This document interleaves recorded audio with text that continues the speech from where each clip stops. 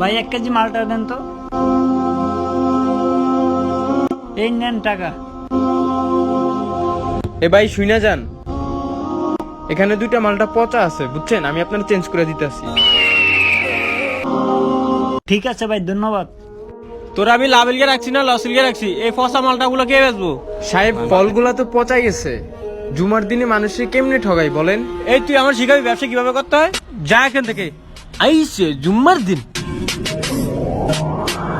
ছোট ভাই একটা আবদার করছে, ওর লাগে যদি ফল না নিয়ে যায় ও তো মন খারাপ করবো। এক কাজ করি, এখান থেকে কিছু মাটি নিয়ে যাই। হে আল্লাহ, এখন তুমি আমাকে সাহায্য করো।